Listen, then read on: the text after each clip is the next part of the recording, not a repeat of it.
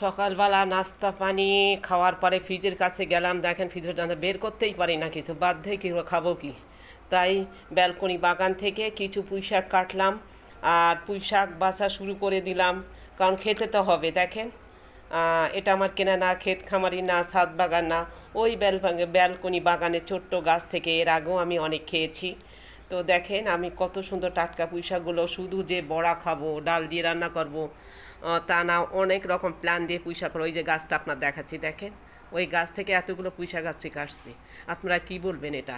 তারপর দেখেন লাউয়ের বিচি, লাউ কাটবো, যেহেতু ফ্রিজ থেকে কিছুই বের করতে পারি, খেতে তো হবে।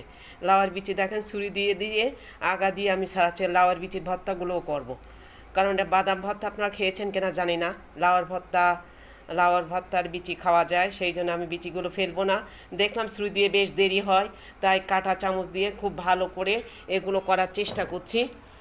যাই হোক, একটু যদি বুক আসে তা ওটাও কিন্তু নরম সিদ্ধ হয়ে গেলে আরও একটু ভালো হবে।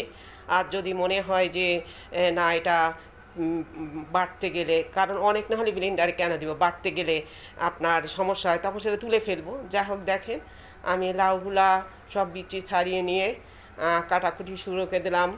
এই যে দেখেন আমি কাটছি লাউগুলা, যে সাইজে কাটছি, লাউ অনেকভাবেই কাটা যায়, এবং এটা ডিম দিয়ে রান্না করব, সেটা আপনাদের সাথে শেয়ার করব, আপনাদেরকে দেখাবো। কারণ লাউ ডাল দিয়ে, লাউ মাছ দিয়ে, মাংস দিয়ে, লাউ নিরামিষ সবভাবেই খাওয়া যায়। তো যাই হোক, নিরামিষ বলতে অনেক মশলাপাতি দিয়ে নিরামিষ যেটা করে, এই যে লাউয়ের বিচে এতগুলো হলো, বেশ ভালোই লাগছে যে আজকে এটা আমি ভর্তা খেতে পারবো।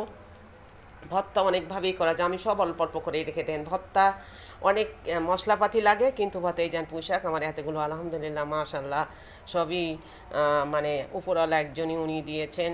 তো যাক আমি অল্প শাকেই খুশি খুশি, কারণ নিজে হাতে করা।